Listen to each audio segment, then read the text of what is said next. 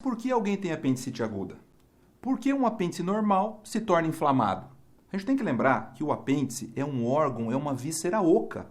Ele está ali na base do seco e ele tem uma mucosa que produz muco, que drena para o seco, para ajudar na passagem, lubrificação das fezes. Ele não tem muita função não no adulto. Tá? Na criança, ele ainda pode ter um resquício de uma função do sistema imunológico. Mas no adulto é um órgão que não é muito necessário não. Porém, se acontecer algum tipo de obstrução da luz do apêndice, esse muco não vai conseguir drenar para dentro do seco. E aí, classicamente, começa toda a fisiopatologia da apendicite. E a principal causa dessa obstrução é o chamado fecalito, um pedacinho de fezes, ou apendicolito. Obstrui ali e todo o processo começa. Mas não é a única causa. Eu posso ter uma obstrução da luz do apêndice, por exemplo, pela hiperplasia do tecido linfóide. Nesse caso, costuma ser criança com uma infecção de vias aéreas superiores e tem uma hiperplasia reacional do tecido linfóide na base do apêndice. Isso faz com que obstrua a luz do apêndice, podendo ser causa de apendicite. Outras causas de obstrução, como por exemplo por vermes, podem acontecer, ou até por tumores.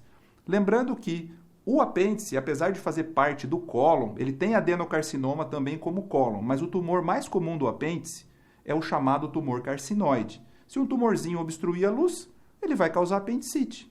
Mas independente do motivo da obstrução, obstruiu a luz do apêndice, o que acontece? Esse muco que vai sendo produzido pela mucosa do apêndice, ele não consegue chegar no seco. Ele não consegue ser drenado, ele fica preso.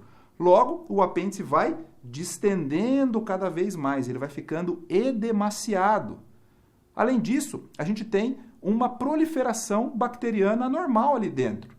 Tem o início de um processo inflamatório. E esse aumento da pressão dentro da luz do apêndice, ele pode ultrapassar a pressão de drenagem venosa e linfática. O que acontece com isso? O apêndice fica todo vermelhinho, ele fica todo hiperemiado. Então, nesse momento, a gente tem um apêndice edemaciado, começando a inflamação e todo vermelhinho, todo hiperemiado. Só que a obstrução continua. As bactérias continuam se proliferando. E elas vão começar a sofrer um processo de translocação. O processo inflamatório vai atingindo a serosa, o organismo começa a mandar células de defesa, e o que acontece ao redor do apêndice nesse momento? Começa a formar pus, fibrina. O apêndice vai ficando supurado, ele vai ficando purulento. Nesse momento, costuma encostar no peritônio parietal e a dor se localizar. Aí a gente vai entendendo a clínica relacionada com a fisiopatologia. Só que a obstrução continua lá. Não saiu aquele fecalito dali. Aumenta cada vez mais a pressão dentro do apêndice. Com isso, ele vai ficando cada vez mais distendido até que ultrapassa a pressão da irrigação arterial. Aí começa a não conseguir chegar sangue arterial, sangue oxigenado.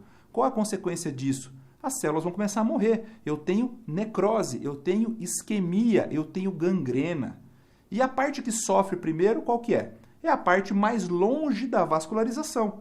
Costuma ser, na maioria dos casos, a ponta do apêndice na borda antimesentérica. Ela começa a ficar escurecida, isquêmica, necrótica.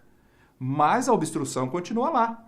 Nesse processo, se aumenta a pressão em um apêndice que já está necrosando, o que vai acontecer? Ele vai perfurar. Nesse momento tem a perfuração do apêndice. Que pode ser uma perfuração em peritônio livre? Até pode. Nesse caso, se acontecer, eu vou ter uma peritonite difusa, com descompressão brusca positiva em todo o abdômen. Mas isso é uma minoria dos casos. Porque lembra que é uma doença que evolui devagar? Aquela dor visceral que vai se tornando parietal, o indivíduo demora 1, 2, 3 dias para buscar o atendimento.